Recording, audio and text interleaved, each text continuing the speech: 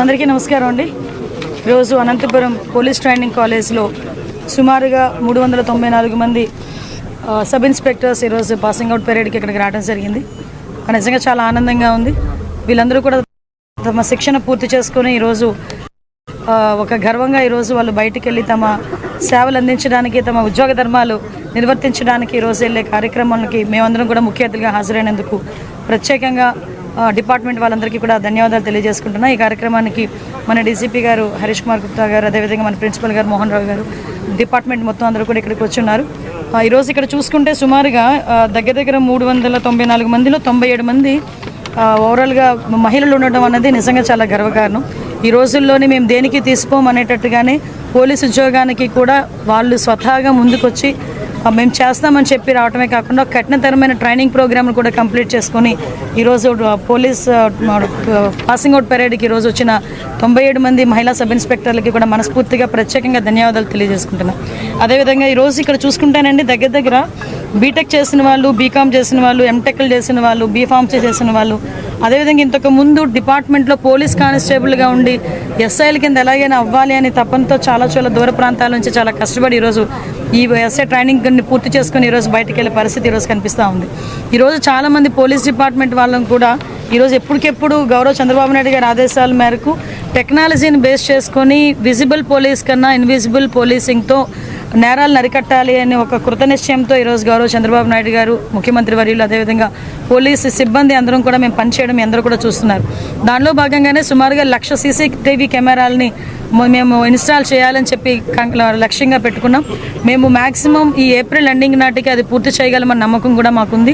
ఇంతకుముందు గవర్నమెంట్లో మీకు తెలుసు సీసీ కెమెరాలు కూడా పనిచేయని పరిస్థితుల్లో, ఈవెందో పోలీస్ స్టేషన్స్లో కూడా సీసీ కెమెరాలు పనిచేయని పొజిషన్స్లో ఉన్నాయి. కానీ ఈరోజు పరిస్థితులు ఎలా ఉన్నాయంటే ప్రతి చోట ఈవెన్ గౌరవ నారా లోకేష్ గారు, విద్యాశాఖ మంత్రి నారా లోకేష్ గారిని కూడా మొన్న మేము డీసీపీ గారు రిక్వెస్ట్ చేసి ప్రతి హాస్టల్లో కూడా, ఉమెన్ హాస్టల్స్లో కూడా, గర్ల్స్ హాస్టల్ దగ్గర కూడా సీసీ కెమెరాలు ఏర్పాటు చేయమని చెప్పడం జరిగింది. ఈవెన్ అన్ని డిపార్ట్మెంట్స్లో ఉన్న మంత్రులందరికీ కూడా మేము ఇన్ఫార్మ్ చేయడం జరిగింది. హాస్పిటల్స్ దగ్గర నుంచి ప్రతి చోట కూడా సీసీ కెమెరాస్ ఉండాలి. ఎక్కడ ఏమి జరిగినా కూడా ఇమీడియట్గా దానికి రెస్పాండ్ అయ్యే పరిస్థితి కనిపించాలి అని. దానికి ఎగ్జాంపుల్ ఏంటంటే నిన్న ట్విట్టర్లో ఒకటి వచ్చింది. తిరుపతి దగ్గర ఒక హాస్టల్ పిల్లలు బయటకు వెళ్తూ ఉంటే ఒక మిస్బిహేవ్ చేసి ఒక అతను వెళ్ళిపోతాడు ఇష్టానుసారంగా మాట్లాడి. సో ఇమీడియట్గా అక్కడ నియర్ బై ఒక పోలీస్, అక్కడ నియర్ బై ఒక ఇంటి దగ్గర సీసీ కెమెరాలు అది క్యాప్చర్ చేసుకొని ఒక అన్నోన్ పర్సన్ మాకు ట్వీట్ పెట్టాడు. దాన్ని మాకు పంపించేసరికి మేము ఇమీడియట్గా ఎస్పీ గారికి పంపించేసరికి వాటిని ట్రేస్అవుట్ చేసుకొని అలాంటి వాటిని కూడా, అంటే ఈవ్ టీజింగ్ని కూడా అరికట్టడానికి సీసీ కెమెరాలు ఉపయోగపడే పరిస్థితి ఈరోజు కనిపిస్తూ ఉంది.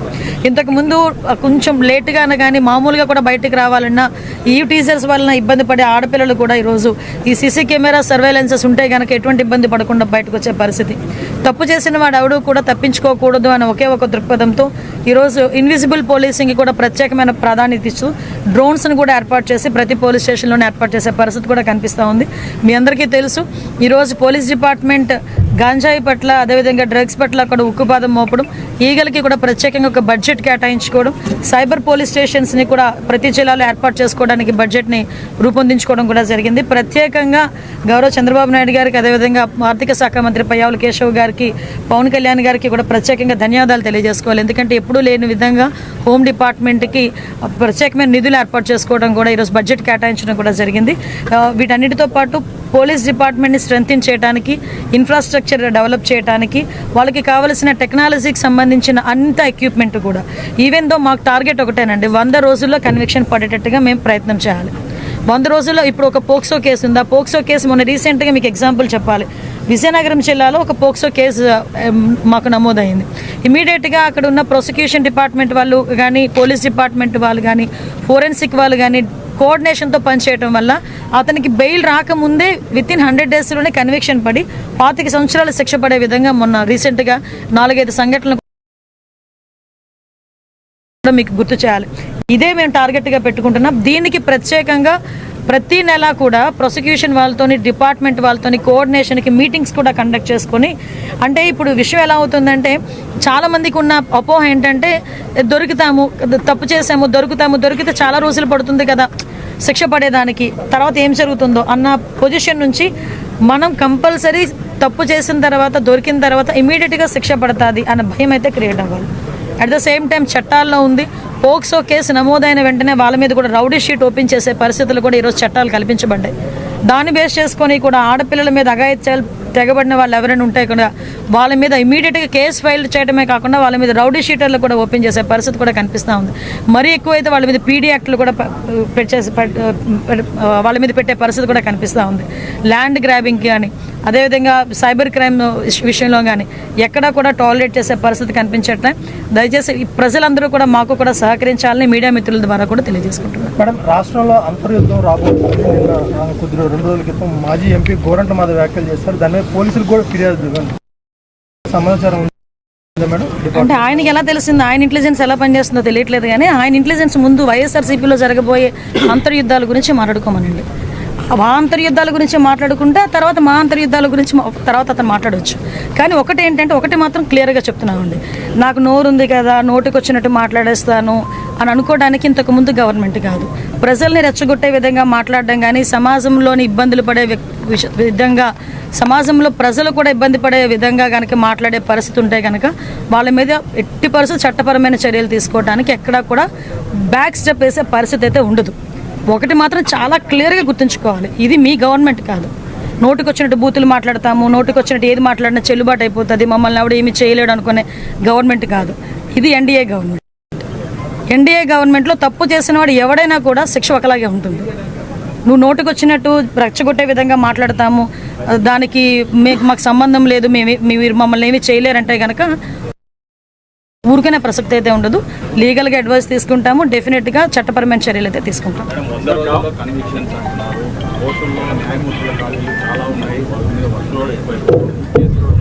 ఎస్ అండి, దాని గురించనే రీసెంట్గా గౌరవ చంద్రబాబు నాయుడు గారితో ఒక మీటింగ్ కూడా ఏర్పాటు చేసుకోవడం జరిగిందండి. పీపీలు ఏపీపీలు మొత్తం అన్నీ కూడా మేము అన్ని ఫిల్ చేసుకోవడం ఒక ఎత్తు అయితే, ఈ ప్రాసిక్యూషన్కి సంబంధించి ఎవిడెన్స్ సబ్మిట్ చేయడంలో ఫోరెన్సిక్ డిపార్ట్మెంట్ కూడా లేట్ చేయకుండా వితిన్ 5 daysలోనే ఫోరెన్సిక్ రిపోర్ట్ ఇవ్వడానికి కానీ డాక్టర్స్ దగ్గర నుంచి వూండ్ సర్టిఫికేట్స్ రావడం కానీ ఇవన్నీ కూడా మేము టార్గెట్ పెట్టుకున్నామండి. ఈరోజు 100 రోజుల్లో కన్విక్షన్ పడాలి అని మేము టార్గెట్ పెట్టుకున్నాం.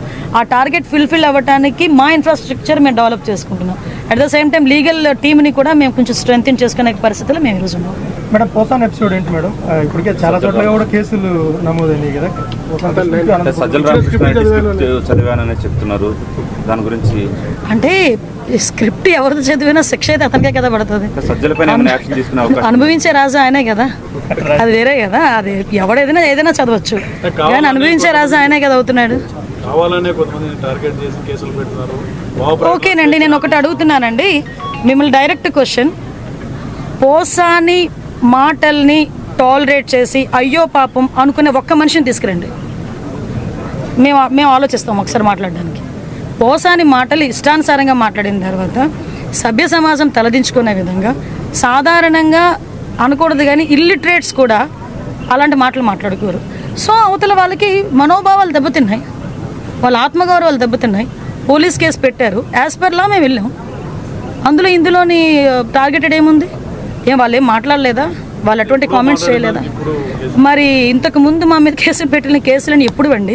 చంద్రబాబు నాయుడు గారికి మీద కేసు పెట్టారు కదా, అది ఎప్పుడు? అది 53 రోజులు తైల్లో పెట్టారు చంద్రబాబు నాయుడు గారిని తీసుకెళ్ళి ఆ రోజు. అంటే ఒకటి ఎప్పుడు కాదు, మాకు మాకు కేసు వచ్చింది, మేము యాక్షన్ తీసుకోవాలి, డెఫినెట్గా తీసుకుంటాం.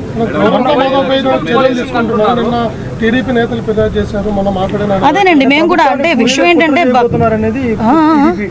ప్రభుత్వాన్ని కూల్చే కుట్ర చేయబోతున్నారు అనేది కంప్లైంట్ కూడా వచ్చింది. అంటే అదేనండి, ఇందాక మీకు చెప్పాను, ఏది పడితే అది మాట్లాడడానికి అవ్వదండి. డెఫినెట్గా నీకైతే వాక్ స్వతంత్రం ప్రజాస్వామ్యంలో అంబేద్కర్ గారు ఇచ్చారు, కానీ ఎలా పడితే అలా మాట్లాడమని ప్రజాస్వామ్యంలోని కూడా రాజ్యాంగంలో కూడా లేదు. అంటే అవతల వాళ్ళని రెచ్చగొట్టే విధంగా మాట్లాడడం కానీ, ప్రభుత్వాలని రెచ్చగొట్టే విధంగా మాట్లాడడం కానీ, ప్రజలను రెచ్చగొట్టే విధంగా మాట్లాడే పరిస్థితులు ఉంటే కనుక కంపల్సరీగా చట్టపరమైన చర్యలు తీసుకుంటాం. మాధవ్ ఇంకా ఎవరెవరి పేర్లు ఉన్నాయి? రెడ్ బుక్ పరంగా మేము వెళ్ళాలి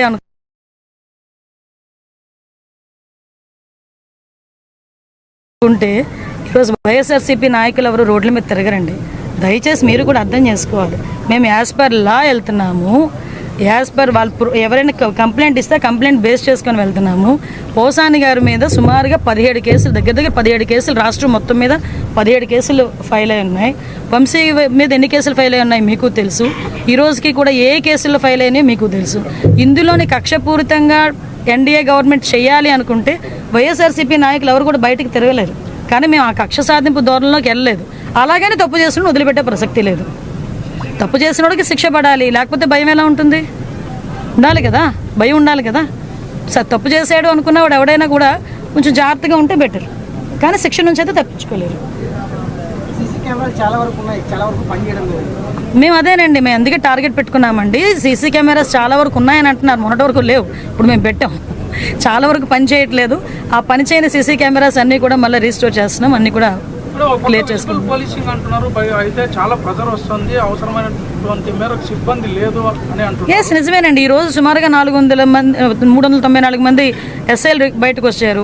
ఆల్రెడీ 6500 మందికి కానిస్టేబుల్స్కి ఈరోజు రిక్రూట్మెంట్ కూడా జరుగుతుంది. మొన్న మొత్తం ఫిజికల్ టెస్టులు అన్నీ కూడా అయిపోయినాయి, రిటర్న్ టెస్ట్ ఒకటి పెండింగ్ ఉంది.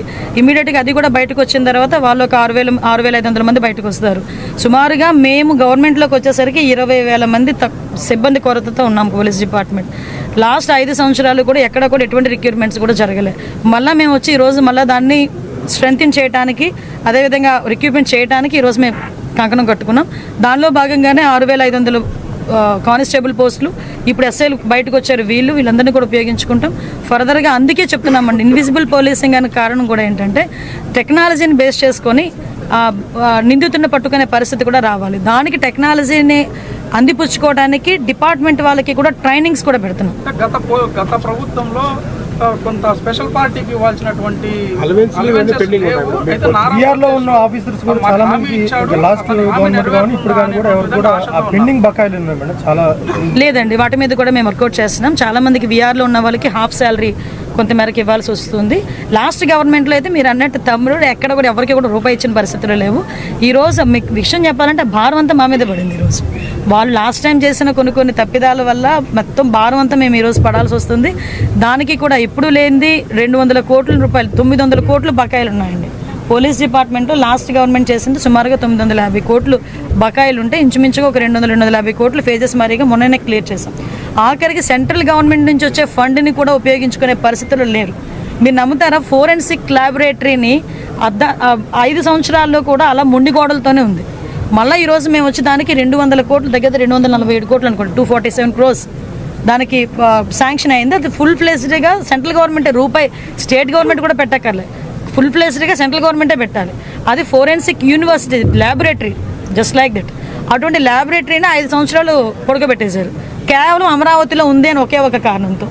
మళ్ళీ ఈరోజు మేము వచ్చి ఆ ఫోరెన్సిక్ ల్యాబొరేటరీని కూడా మళ్ళీ సెంట్రల్ ఫండింగ్ తెప్పించుకోవడానికి మన ఫండ్ కొంచెం ముందిచ్చి ఈరోజు అదంతా కూడా రిస్టోర్ చేసుకుంటున్నాం. అప్పా లేదు, ఈరోజు గ్రేహౌండ్ సెంటర్ లేదు. గ్రేహౌండ్ సెంటర్కి దగ్గర 190 కోట్లు కంప్లీట్గా సెంట్రల్ గవర్నమెంట్ ఇవ్వాల్సిన పరిస్థితి. అప్పాకి కూడా సెంట్రల్ గవర్నమెంట్ ఫుల్ ఫ్లెజ్డ్ ఇవ్వడానికి ఈరోజు సిద్ధపడింది. అప్పాకి కూడా ఇందాకే మన డీసీపీ గారు వచ్చిన తర్వాత ఇమీడియట్గా గ్రేహౌండ్స్ దానికి, అదేవిధంగా అప్పాకి బెటాలియన్స్కి కూడా ఇమీడియట్గా దానికి ఫౌండేషన్ స్టోన్ వేయడానికి, కన్స్ట్రక్షన్కి కూడా ముందుకెళ్లే పరిస్థితి కూడా కనిపిస్తుంది. దానికి మొన్ననే ల్యాండ్స్ అన్ని కూడా చూసి వచ్చారు ఈరోజు.